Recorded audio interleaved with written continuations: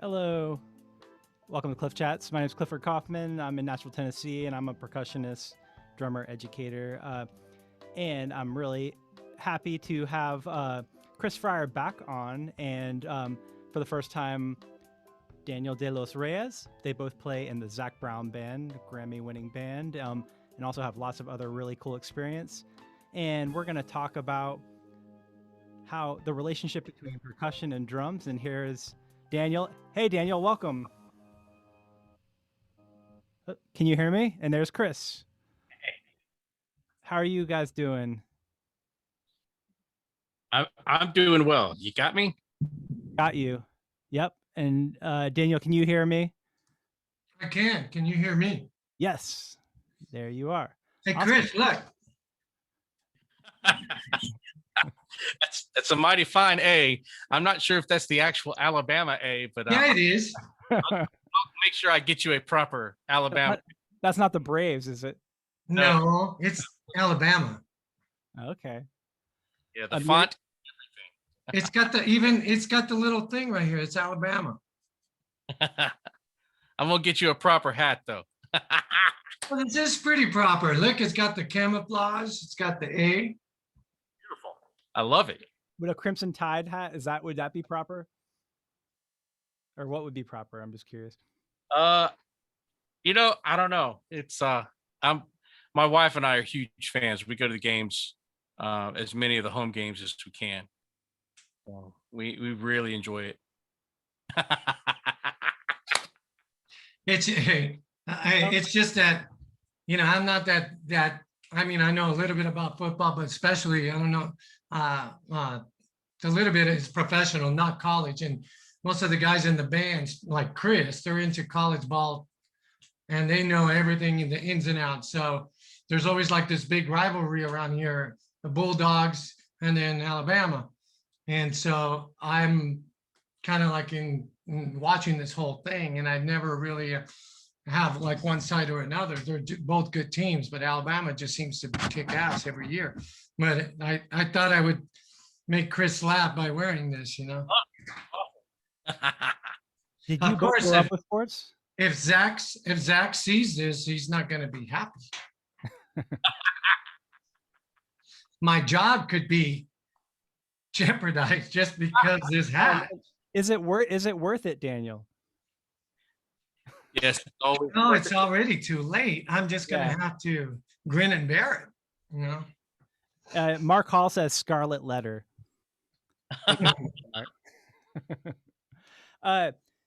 So we can talk about anything. We can talk about football. But the main thought that I had regarding having the two of you together was talking about the collaboration and the partnership of percussion and drum set.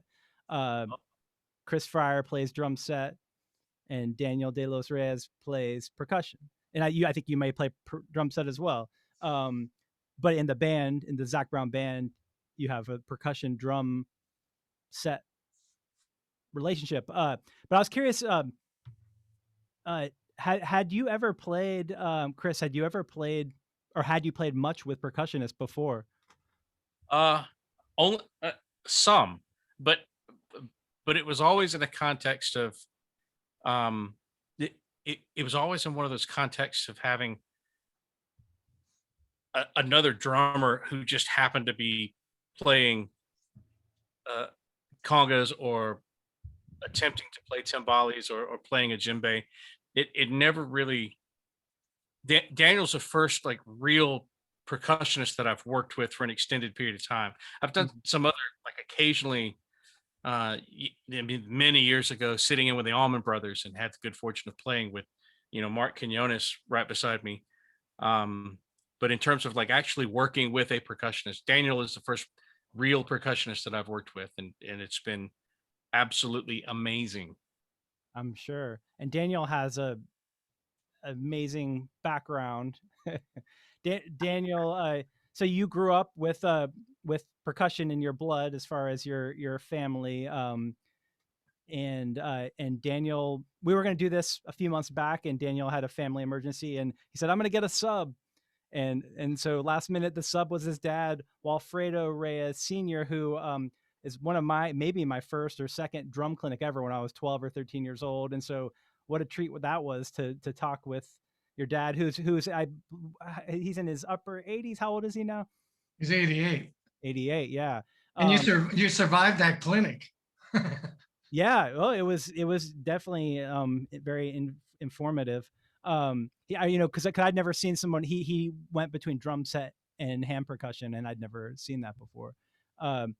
So as far as your learning, so you were born, I believe, is it New York City, but you grew up in Puerto Rico and Las Vegas. Like, what was your education like? What did that look like, learning growing up? Well, my dad, and the same thing with my grandfather, same thing pretty much with any musician who works on a consistent basis and their home responsibilities are growing. You have to kind of follow wherever the music is, whether it's New York at that time in the 50s, or whether it was Puerto Rico for some time, whether it was Las Vegas or Los Angeles, New York, wherever you end up. Now, of course, Nashville. And so my dad was, the family was growing and full of drummers. And so he went wherever there was a more consistent type of work, not necessarily all the time stuff that, well, no, he wanted to do it, but sometimes he would have wanted to do other things. But for instance, to tour back in the day with Santana, like when there was one time I always remember he was asked to play with Santana a long, long time ago. And, unfortunately, there was no way that he was going to make it. Number one, it wasn't going to pay what a steady job gave you. Maybe it would have paid more for a few months, but not throughout the course of years. And then the other thing was being at home and being with your wife and raising a family. And at that time it was 5 kids. So you would always go where there was more money. And that's case in point. That's why we ended up in Las Vegas in the 70s. So I grew up, just like any father takes their kids to work, my dad would take us to work. So I got to, backstages is what really feels comfortable to me. Like when I get to a backstage area, I drop my guard because I grew up in that, lights, sound man, and teching, and of course being on stage and performance. So that's what feels normal to me. So I grew up, watching my dad. He was a house band drummer. Those days, a house band drummer meant each hotel. He worked for Howard Hughes, and Howard Hughes was Del Webb hotel chain, which at that time was really different for one entity to own more than one hotel, multiple hotels. That was like unheard of. You would have like Caesar's Palace was owned by, somebody, and another entity. Usually it was like some kind of mafia entity, one would own this one. And so, but Howard Hughes was one of the first to actually have like multiple hotels. They weren't the top hotels. When I say the top, like Hilton, Caesar's Palace, like Frank Sinatra was always at Caesar's. Elvis was always at the Hilton. So my dad would work because it was steady again. He worked at the Desert Inn, and then which was always, Sammy Davis, Dean Martin, all the comedians used to go there, Roy Burns. It was Rich Little, Flip Wilson, Abby Lane, all these different entertainers. I could go on and on and on and on. But it's people that I really did not know. This is my dad's era, which is, the 50s and 60s for sure. But these were the people that he was working for. And so I would get to see him rehearse the show for the first time. Like, let's say the show is tonight, they would have a rehearsal at 1 o'clock to 1 to 3, and never having played the whole show. Like a 2-3 hour show, and then go home, eat, and then go to and play the show that night. and be there for like a week. So he would take me to work, and sometimes he would take me at night. Sometimes he'd take me in the day for rehearsals. And so I grew up watching all these entertainers, do their thing. And then my dad being the drummer or percussionist, depending on, most of the time, like, I'll give you an example, like Tony Bennett would bring a conductor. Most of the time they would only bring a conductor, and they would just use a house band, everybody, percussionist, drummer, guitar players, everybody. So, but sometimes it started kind of changing, where entertainers would bring a conductor, a drummer, a bass player, and maybe a guitar. So, and that was kind of like a new thing. Oh, wow, Tony Bennett is bringing Joe LaBarbera, or one of those guys that would play with Tony at that time. And oh, wow. And then, we would go, and my dad would play percussion for the show. So I would get to see the different drummers that normally wouldn't do those kinds of stuff. But I guess, again, things were changing. So those drummers that were probably in the Los Angeles, New York area recording, probably there wasn't enough. So they would go on tour if their wives would let them. And then they would end up, and I would see them in Las Vegas. So it was really cool watching the whole thing. And I would sit on the stage, and sometimes like Milton Berle used to make fun of the little mini me that was, all you see is like this little head, because of course I didn't know who these guys were. I mean, I knew who they were comedians, but I didn't understand the jokes.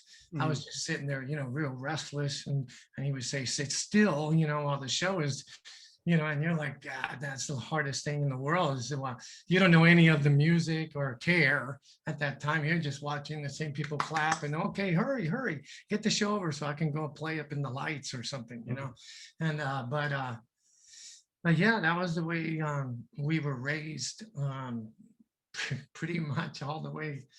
I think I stopped doing that probably around 15 with Wayne Newton. Was the last time I would go with my dad to see the shows. And then everybody else that would come, they would, hey, you want to come see the show? So my idea of watching shows was never from the front. It was always from the back, or the light or sound booth. So I grew up like that. So that was a norm, But anyway, I could go on and on and on.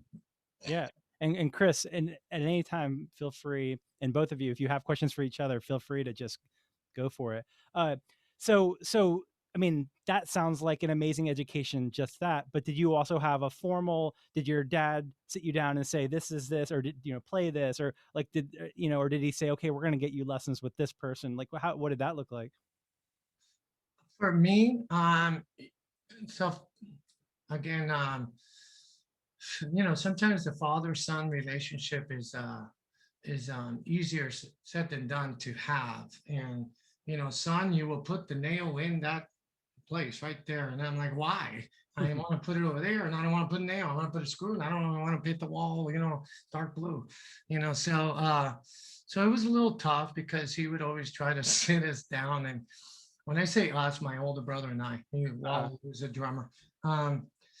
But yeah, he would always try to, and get us to sit down and do the traditional, the books with him. And that was, at that time, it was hard, because it's your father. And, doing, Louis Bellson book, Roy Burns, the stick control. This is all drum set stuff that you're talking about. Yeah. Because my dad's a, he's more a drummer than a percussionist. But and plus, his best friend's Louis Bellson, and he grew up with Ed Shaughnessy and all that kind of stuff. So, he always was talking about all that. And so it was always, let's, sit down, and Murray Spivak and Henry Adler, and he would study with these people. And so then he would try to put that on us. And that it was really difficult, I got to tell you. It wasn't easy, but looking back at it, it's and this goes to now. It's all the, and Chris and I have spoken about this many, many times. It doesn't matter if it's music or carpentry or whatever, communication key, and how to communicate is like, there's 20 million ways of skinning a cat. How I communicate with my baby, my dog now, is a different way than I communicate with my lady who's coming home in a couple hours, as opposed to how I'm communicating now.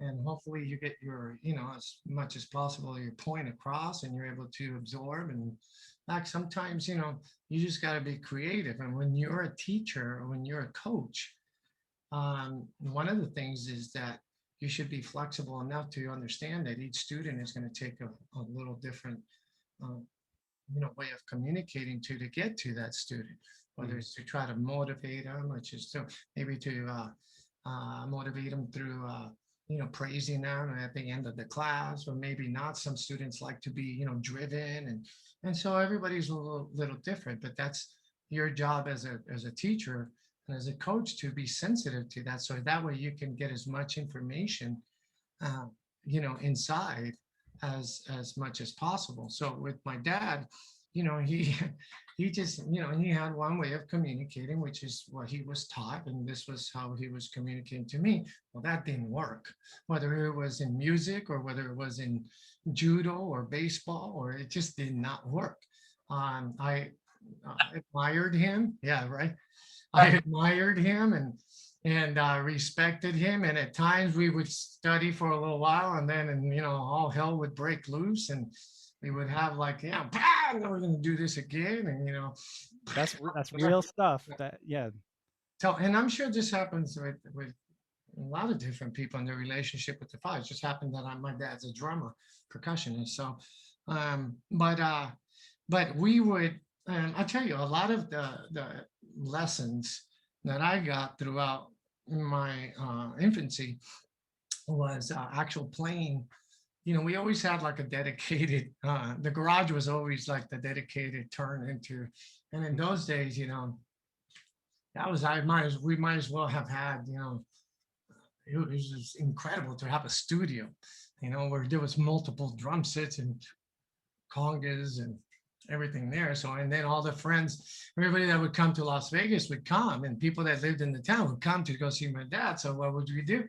We end up in the studio, in the practice room, and then my mom would cook, and we end up, so a lot of the education actually happened playing. And it wasn't just playing to be able to execute, it was playing to communicate and have fun, and ultimately at the end of the day, is, to share, make each other laugh, and pull from each other different things. It wasn't one-sided at all. And we would have everybody there at the house. I mean, everybody from Billy Cobb Band to, and my dad still has a practice room. If you go to, and Chris has gone to it, if you always go to his house, he always has that practice room. And I mean, he's 88 years old. If you went right out to his house, before the black beans that he would make for you, you're gonna go to the practice room and then check out what I'm doing. It's the funniest thing, because this is what he's working on now. Like, he'd show you what he's working on. Yeah.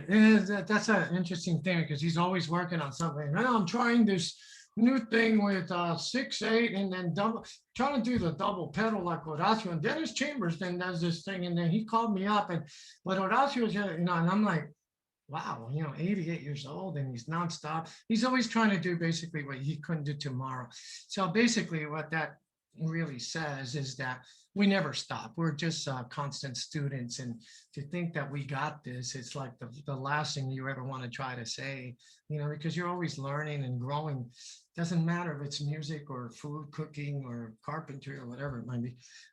It's always a learning process. So you're a constant student, forever and ever and ever. And we die that way, but anyway, going back to the education. So my dad always, and still to this day, it's the funniest thing, because he always wants his kids to do maybe what he didn't do. So, and he went to New York, he went to Juilliard. And so, but he just wanted the education thing, and he wanted me to go to the university, and and then who knows, maybe go to UNLV, which has a great music program, a great jazz band, always have had. And then maybe go to, who knows, Berkeley, I don't know. I never actually talked to him as far as like where he wanted me to go. The only thing, it was just so hard because I finished high school playing in all the bands in school, and then there's what's in your face, there's college. You could go to UNLV, but you could start playing the shows, so, and the shows, not only are they fun, there's money and there's girls, wait a minute. There's a lot of incentive there. University. Wait a minute, at what time? So anyway, it was really tough to do. I tried it actually. I went for like maybe half a year. It was just like pulling teeth. It just wasn't for me. Now I, in trying to, give good input to it and advice to students, everybody has a different path. And I really do believe in getting as much education as possible, no matter where you're at. Sometimes it is a great college and has great programs, and that's an amazing thing to do. But also there's other ways of being able to reach being a professional musician, which with private teachers and with those kinds of private teachers that work specifically professionally and are able to guide you in and out of different levels or stages in your life. It's really good to do that too. I mean, you can actually do them both, and it's really good because the input that you get from teachers, one is not educational, but vocational, maybe teachers that are there just constantly teaching. They don't work in anything else, but they're educators, which is amazing. But then you also have to understand, I want to learn from teachers that are actually, moving and working. So you kind of want them both, because both are important. Meticulous, from people that teach all the time, and that's really crucial. And also the other teachers that maybe like for instance, taking classes from Chris right now. He's a working drummer. Successful drummer. So not only do I want to learn stuff from the drum set, I want to learn life and music so I can get other perspectives and be flexible in my mentality. But anyway, for me, I started working and it's nonstop. I really wasn't going to be a musician. I really wanted to be a pilot. But I never told you that, Chris. I wanted to be a pilot so bad, man. But to fly the world, man, I've always wanted to fly. But in those times, they didn't have LASIK or anything. So, I used to have these glasses that looked like Coke bottle bottoms, and it was horrible. So I couldn't be a pilot. And so anyway, I started doing USO clubs and working. This was before I was 18.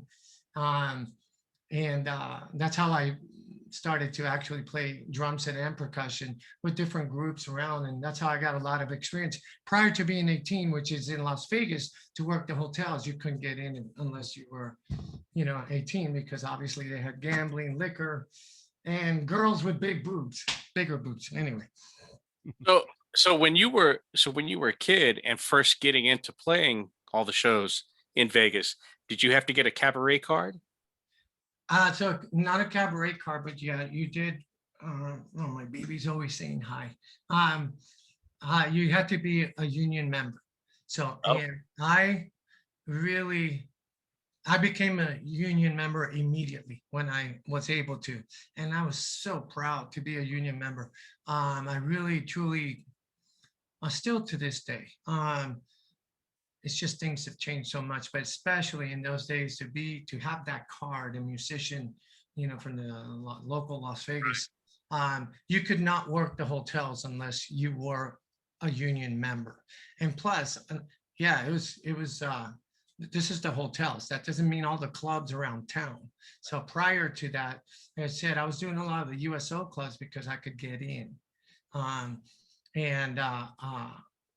that I ever got carded, thank God. But I ended up working a few Las Vegas nightclubs, man, that were just hopping, man. It was good. Like, that group Santa Fe? Yeah. Chris? Santa Fe they were like a couple of years older than me. So they were already playing, man. And I used to go get into the club I was just turning 18 out of high school. I mean, that's how long they've been around. And they were Wow. playing like, clubs like Bogies. And these are off the strip clubs. But I wanted to actually play the hotels and stuff since I knew my dad and that's where I grew up, and that just felt comfortable, and that's what I ended up doing. Plus, once you became a union member, you had benefits, which was you could use the union hall, and you would go there after work. So maybe like 12 o'clock at night, they had a little kind of dinky bar and the pool room, and then man, it was good though. You get like cheap drinks and pool, and then all of a sudden the musicians after work would start rolling in. Oh, that's So cool. the band was playing the whole night, and man, it was crazy. All of a sudden it'd be like Don Menza, Carl Fontana playing, and I mean you're the killing while you're playing pool. It's the funniest thing. Wow. And I'm just playing, kicking booty and pool, and man, all of a sudden you're hearing like this trombone solo. Holy, let me go to, and you peek, and there's Carl Fontana. Killing it. And so everybody that would come in from out of town, all the Hal Blaines and Louis and Buddy, they would always end up somehow at the union. And so they would sit in with there was like ABC bands. And but it was the funnest thing to play with those bands, sometimes to sit in. Now, mind you, I was young, so I was just there's no way that I could play in that level, but just being there like almost every night, if you wanted it, you absorb that. And you absorb, a lot of the big band stuff, like that was all they played at the union was big band. Yeah, it was all big band, and I mean like unbelievable big band. And Did it bring charts in, or did they just know it? Both.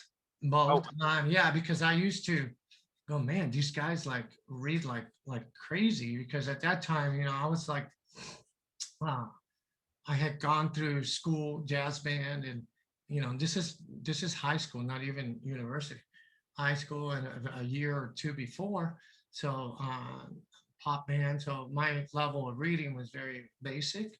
And so, I would like watch these people come and sit in, and I'm like, damn, I mean, like real, like intricate big band charts. But, I'm sure that to some level that they had played similar charts, but nevertheless, they're new charts to somebody, and they just sit in and just fucking smoking, killing it. And but like my dad also, with those musicians back then, and it's like anything and everything, like when you do it every day, and I'm sure this has happened to you guys, it's happened to me a couple of times in my life where all of a sudden it's like whatever leads you to whether it's studying, reading books and reading, then your reading actually becomes better and better. To what level? That's up to obviously you to take it. But sometimes, like right now, if they put an intricate chart in front of me, I'd be like, damn, because I haven't done it for a while. But at the same time, my memory is different. But at the same time, it's not like you can't. You just got to kind of like regroup and retrain yourself again. But it's something that you want to make sure you have gone through at some period of your life, because you got to know how to set up bands. You got to know how to,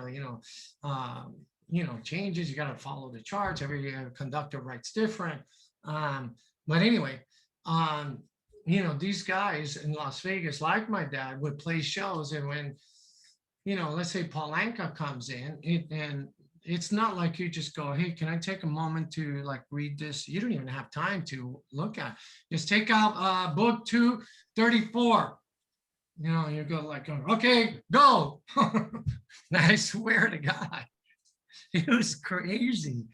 And that's how I would watch him do that, and do it without any sort of anxiety, like for instance, well, Wayne Newton's book, different. I'm sure that my dad at the beginning struggled a bit. I'm sure, because even if it's like songs that are familiar, you're still doing a new arrangement. And so it's not like you let me not read, you got to read. So, but he had, I'm not kidding, books about on the floor. I would see him and I'd be like, man, just, it wasn't like one book full of charts. I'm talking books. And you're like, book 4, 105, and they're fast, man. Got it. 1, 2, 3, 4. Wow. It was like that all the time. And so I never had to do that kind of stuff, but it was cool watching the whole thing.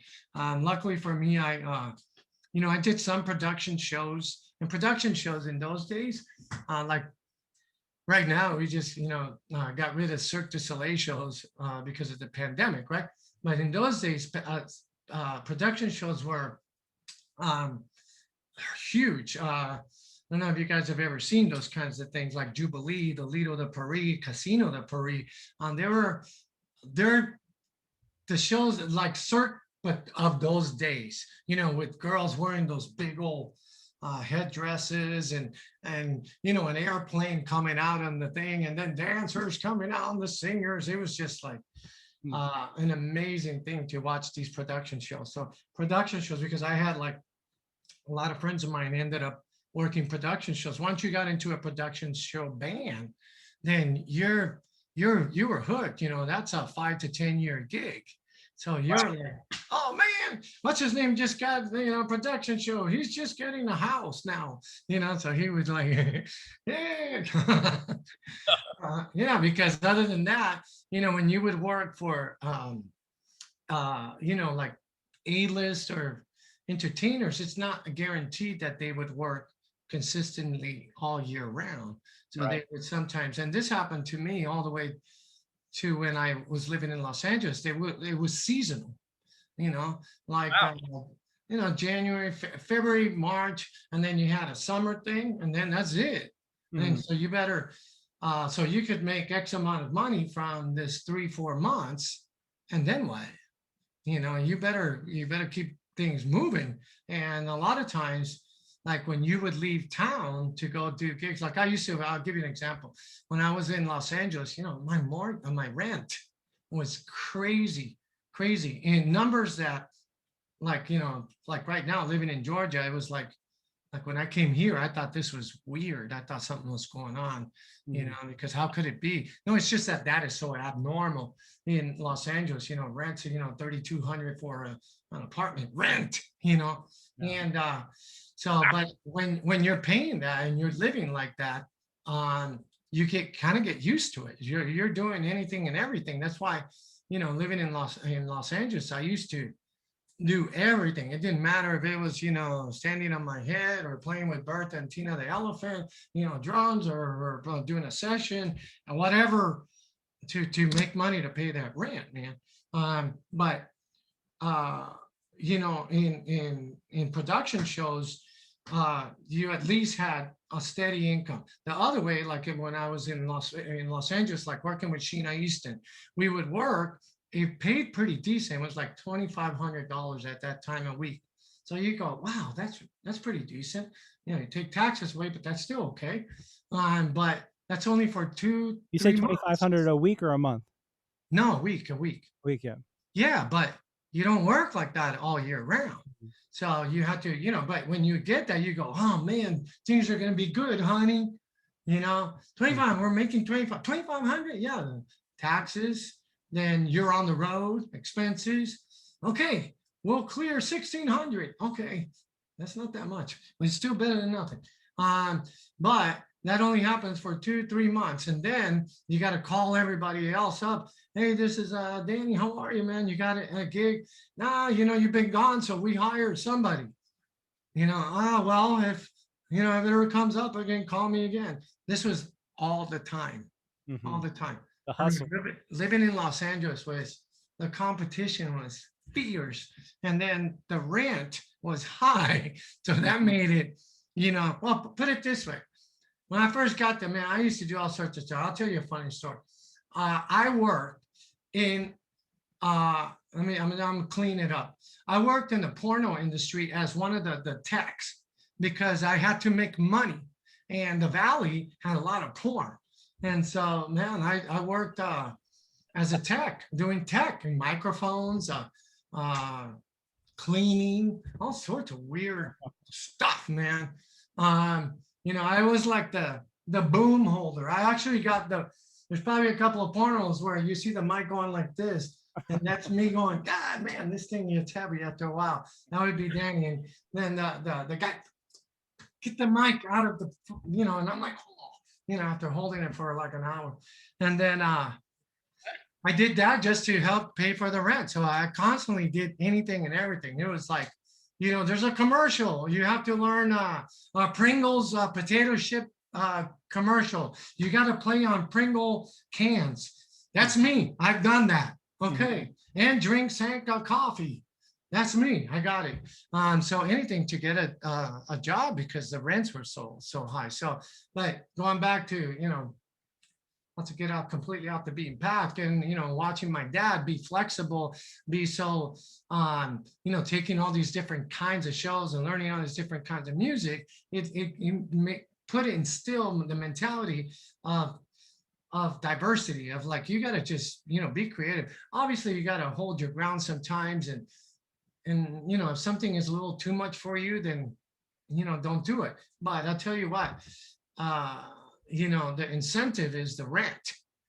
That's your incentive. And when it's $3,200 just on rent, I can tell you that I will play Pringle cans all day long to make that happen. But anyway.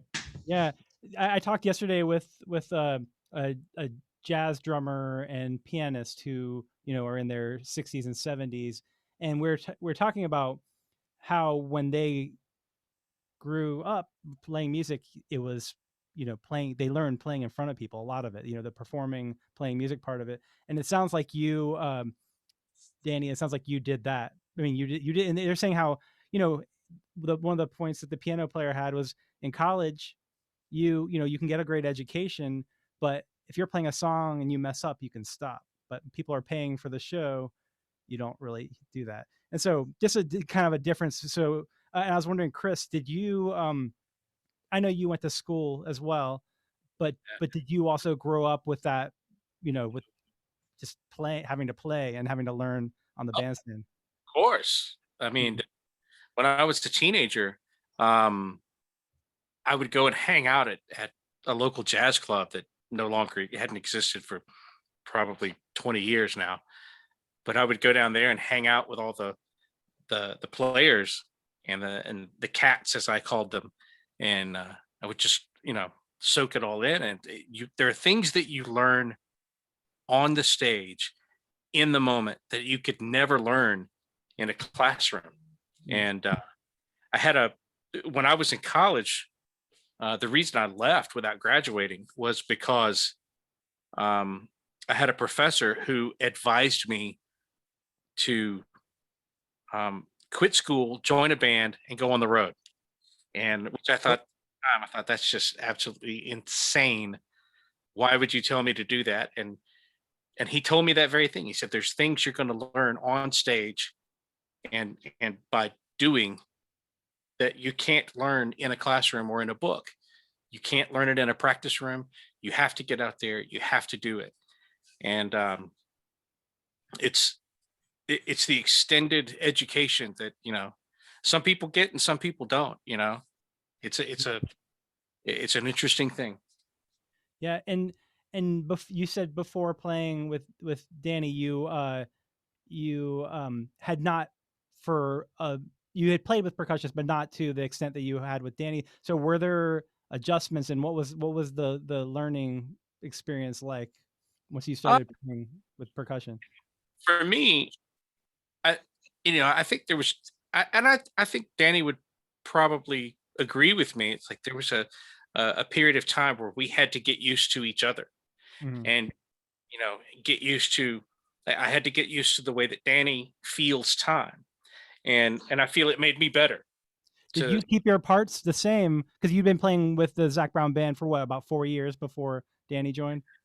Yeah, and then when Danny comes in, things, obviously the feel kind of adjusts and changes anytime you take in a new member, especially when it's somebody important, that's laying down rhythm. So drums, percussion, bass, rhythm guitar, things are going to adjust a little bit. And the one thing that I was very exceptionally mindful of, just it was really important to me, was to pay attention to how Danny did what he did.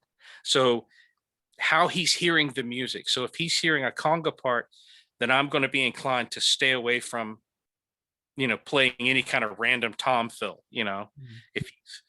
If Danny's playing a tambourine part, then I'm going to stay away from certain types of sounds on the, the ride cymbal. If he's playing a shaker part, I'm going to try to minimize or avoid the hi-hat if I can. And so like these kinds of things, allowing for that space for him to, allowing for that space to be there for Danny to be able to do what he does, and then paying attention to how he does it, and then learning how he hears music and how he feels time. Like all of that was just it's still a learning curve, you know what I mean? He and I are still learning stuff from each other. Or at least he's probably learned everything from me that he needs to learn. But I'm learning every time we play together. I'm learning something new and learning something different. And it's a beautiful thing. Ultimately it's a very wonderful collaboration. And Danny, you've played with a lot of different drum set players. Like how can you tell from the first note, like the feel is going to gel or not? What do you look for in drum set players? What do I look for? I don't really look for. What do you listen for?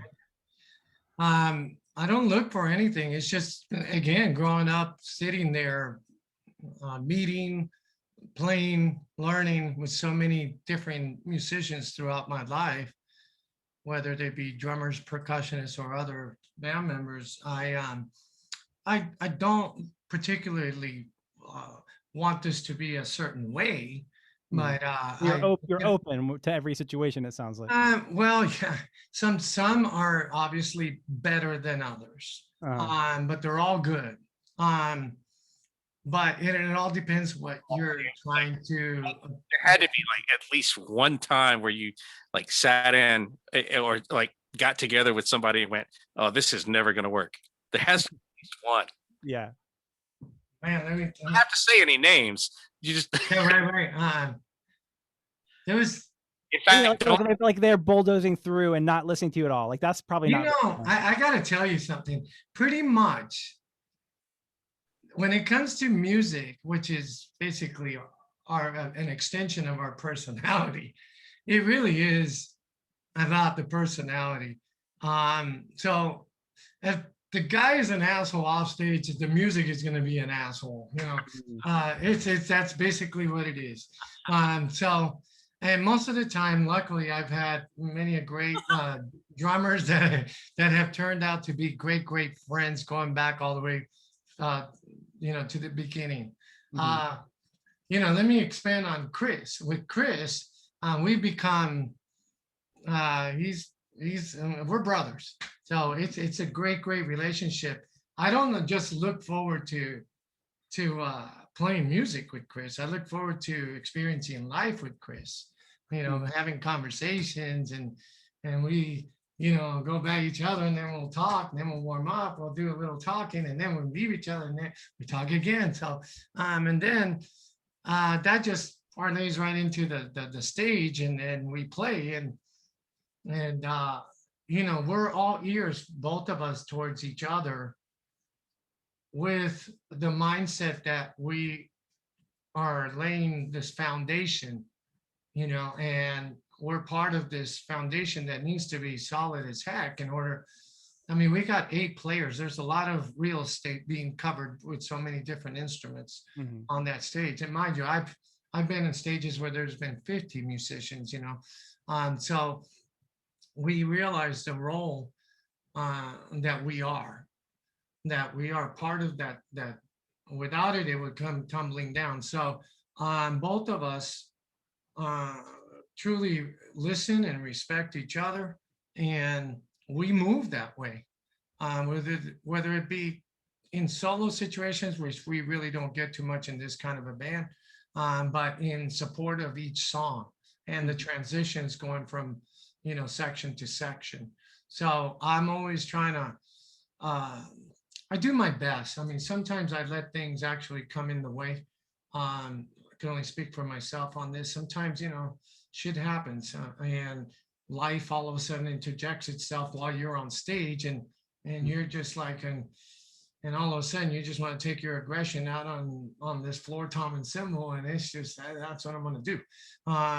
And it's not necessarily what I would always do, but it just happens that, and it feels good sometimes. I mean, obviously, if you could get away with it somewhat professionally, and but not all the time. And that's one of the things that, as a percussionist, maybe you can get away with letting that happen a little bit more than drum set. Because it's only natural that things just happen to, and they come by, and or things that happen on stage, or memories, and but for the most part, I would say 90% of the time, with the Zac Brown Band and with Chris at the helm there, we are pretty spot on as far as like just being an incredible support system to the whole show, every song, and everything that goes on. And so I know my role. My role is to, be in support of Chris, and that's it. Even though we know we have a leader, and we know we have, different people that are acting as leaders depending on the song. But, my role, no matter what, is always like, I know I'm with Chris. So we work together really well in that respect. But just to share, going back and with other drummers and other situations, I've always been pretty mindful of that.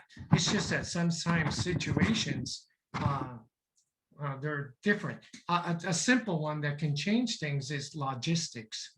Logistics as far as like being, 30 feet from each other. That one is a tough one. Yeah. That's why the more you play, like I really enjoy when I play with Chris in smaller settings, because I actually could hear him acoustically instead of putting him through a speaker. And you all use monitors, or any in-ears? In-ears. We use in-ears. Now I have a different thing that goes on than Chris. But and it's hard because when I'll tell you, depending on the places, like arenas and amphitheaters and big stadiums are different than a theater that maybe you're just 5 feet apart or 10 feet apart, and you could actually hear acoustically the cymbal or the floor tom, even without a wedge. But we use in-ears. I use a wedge on top of it. But there's a reason for that.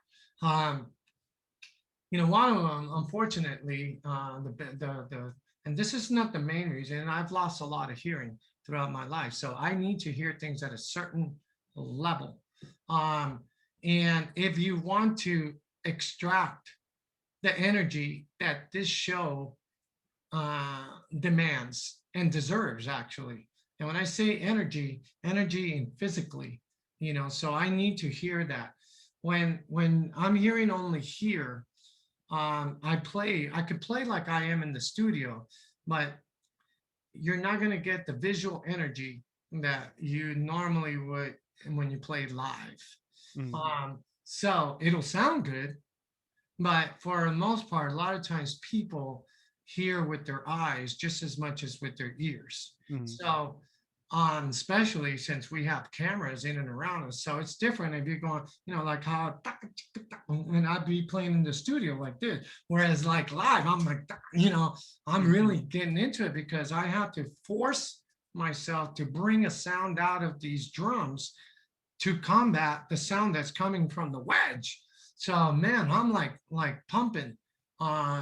So, but if you could see it that, damn, that guy is moving. That guy is like actually like working, and we're paying him money, and he's fucking kicking ass up there. Yeah, there's a reason I have that, but that's why I have a wedge, because it forces me to take my playing to a different level of energy, not just volume, energy.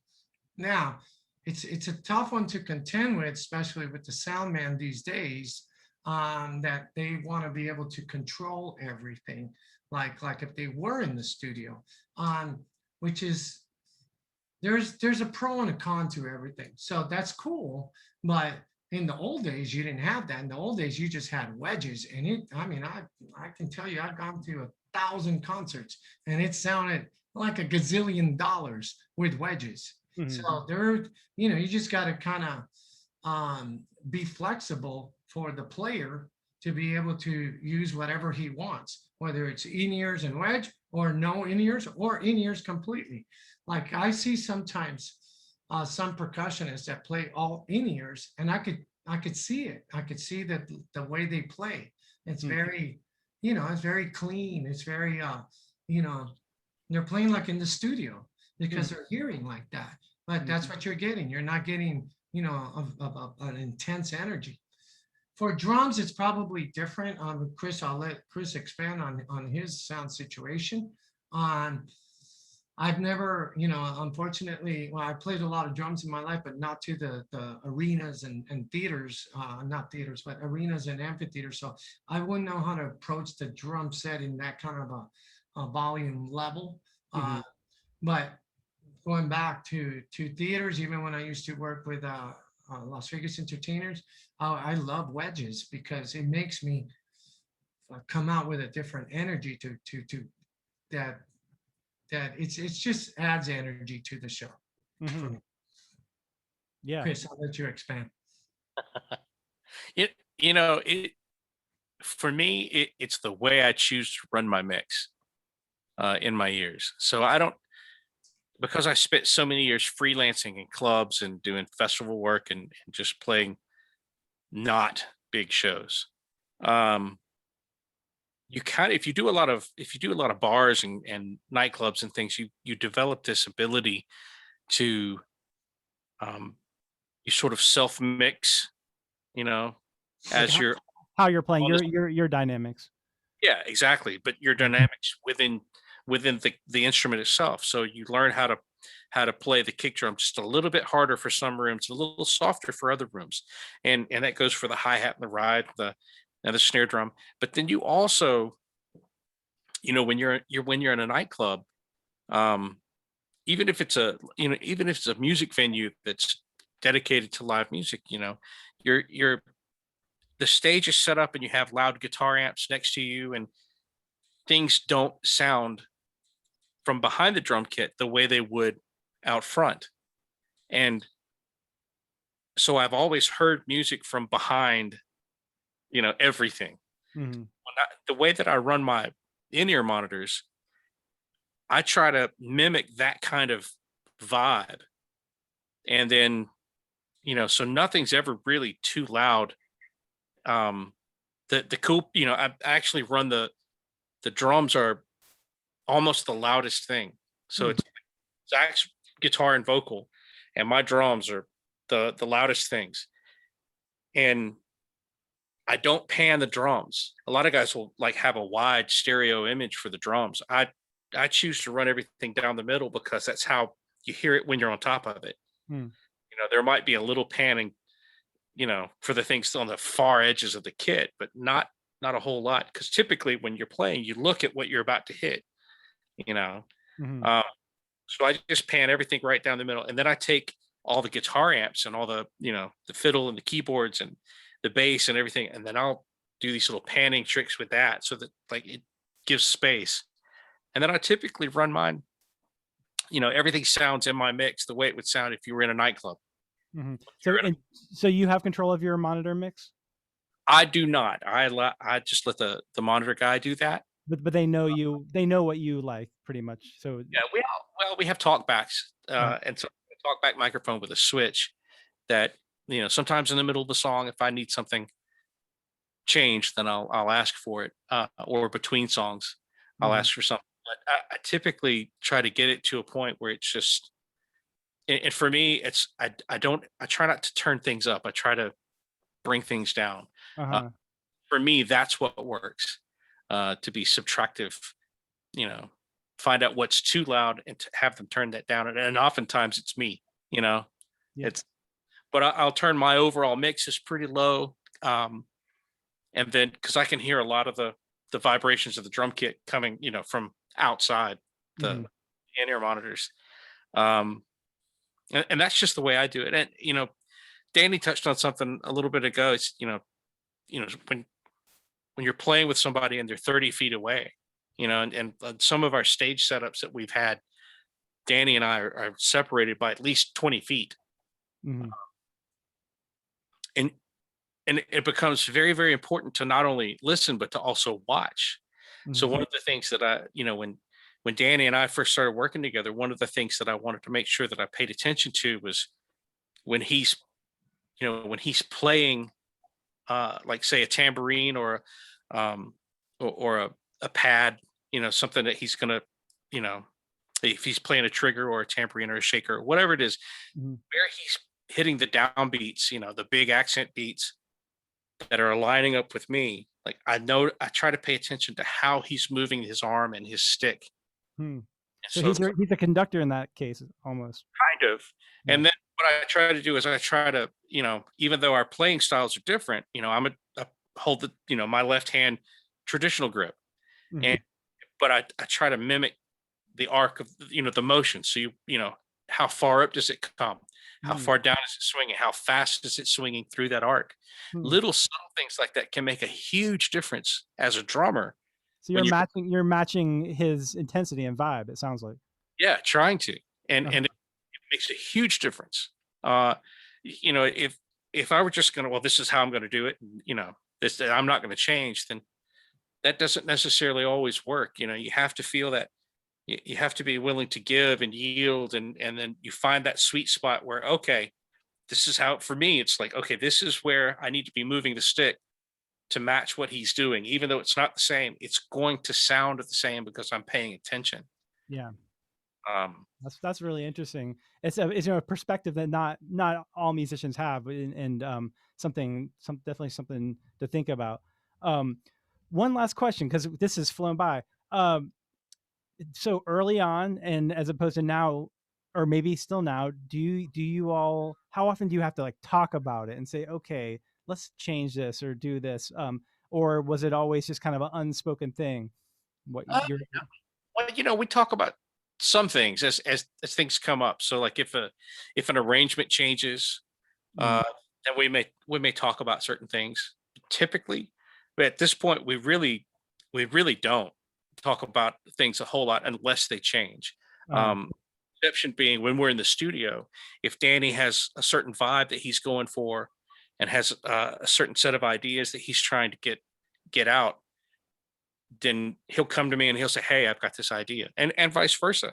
So we'll talk about things in the studio, but live, the only thing we talk about is if there's a lot of layers that have to be played, and we're looking to avoid playing to a track. So then how do we split it up? How do we make it work?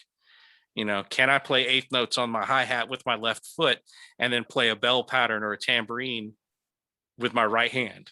And then Danny's, he's got like 6 arms. I'm convinced of it. He's playing stuff that no human being should be able to play, but he can make it happen. So I still haven't seen the other 4 arms. I think he keeps them hidden, but here's my other arm.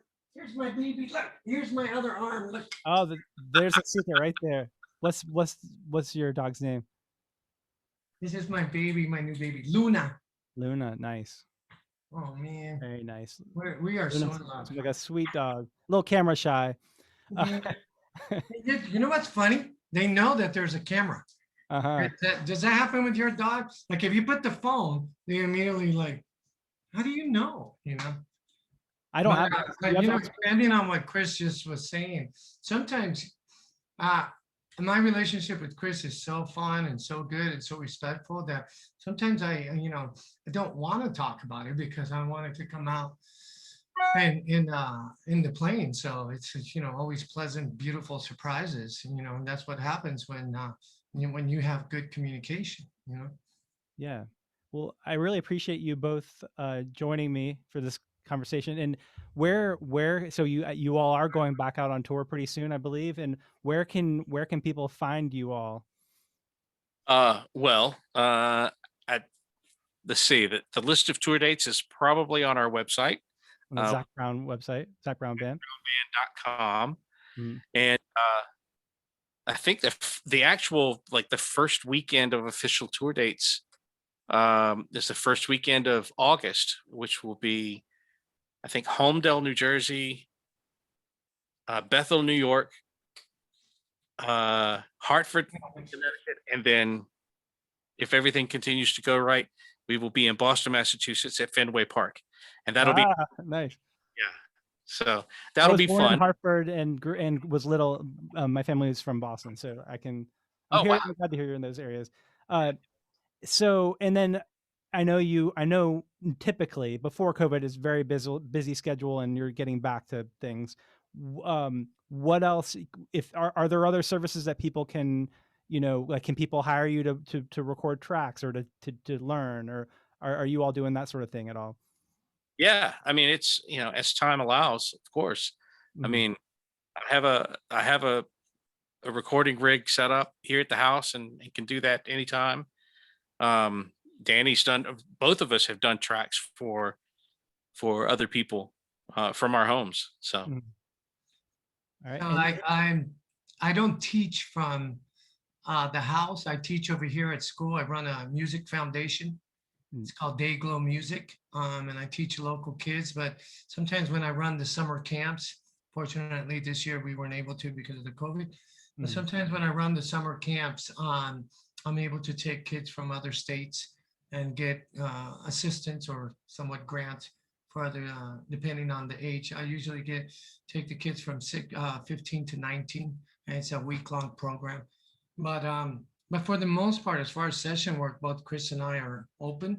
For me, it's Facebook. For some reason, I've gravitated to doing more Facebook than Instagram or Twitter. So find Daniel de los Reyes on Facebook and send him a message if you want some percussion. Absolutely. And Chris Fryar, what's the best place to find you? You can find me. I'm on Facebook too. Also, it's Chris A. Fryar. Okay. I didn't know you were on there. Yeah. Facebook. I have a Twitter account. I don't check it very often. I have an Instagram page. I don't check it very often. Okay. Facebook for Chris Fryar. Messenger I check pretty regularly. So you said Chris A. Fryar. Yep. What's the A? Alan. Okay. Well, thank you everybody for tuning in. Next week, I am talking with another percussionist who's based in New York, and his name is Richie. I'm just looking because I want to tell you all the different things that are happening real quick. So next Friday at 5, I'm talking with Richie Guerrero, and then the next weekend, taking it off, it's my birthday, and then on the 25th of June, I'm talking with Dave Pomeroy, who's the Nashville Union president, and he's been in Nashville for a really long time and played with tons of people, and really excited to talk about a lot of Nashville history and his history in Nashville, and his work in the Union.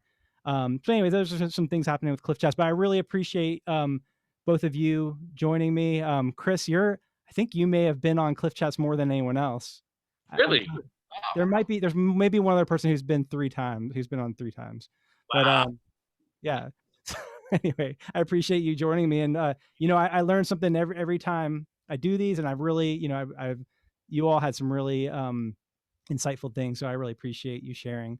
And so I'm going to end the live stream. Thank you for tuning in, and the live stream's over. Yeah, I really do appreciate it. And thank you for having me. Oh yeah, I hope the getting back to things goes smoothly, and you get back to what you do. It should be. It all things are pointing towards that. Definitely with the vaccine. I mean, the vaccine is kind of a game changer as far as the numbers and all that. I mean, it depends on, there are a lot of different opinions about the vaccine, because there's 4 or 5 different ones. There's the 2 that are doing the mRNA, and then you've got the Johnson & Johnson, which is a totally different type of thing. And it just depends. Yeah. Some, I love a good conspiracy theory, and so I stay I stay connected to a bunch of message boards where all the conspiracy theories have been coming out as of late, and there's a lot, I'm sure. Yeah. You said there are. You said it's freaking you out. Is that what you said? No, it freaks me out. I mean, it's just every good conspiracy theory starts with a little nugget of truth. And so if you learn how to navigate through all the different ones on a subject matter, you start finding all the little tiny nuggets of truth, and then you can put together like a pretty good idea on something. So I think, for me personally, I think that the vaccines are, even though I'm going to have to get one to work, I think that it's probably, while it's a good idea, it makes people feel good, there's still a lot of unknowns. Yeah, a lot of unknowns, and they don't know they don't know the long-term effects, and I really wish that they knew that before telling everybody, hey, you can get it. But other than that, I think it's a good thing. I've gotten it, and knock on wood, so far so good. And my wife has gotten it. We're getting ready to work. We're excited. Yeah. Well, good luck with everything. And whenever, if you think of it, if you're, if you have a moment, if you're ever in Nashville, let me know. Love to check out whatever you're doing. Yeah, man. Absolutely. Cool. All right. Well, take care. Have a good weekend. Have a good long weekend. Yes. Hey, and happy birthday early. Thank you. Thanks. Right. I'm sure I'll Facebook notification on the actual day, and I'll send you a happy birthday on the day. But well, thanks. Yeah, June 11th. I want to hear from you. Right, you guys. All right. Take care. All right. See you later.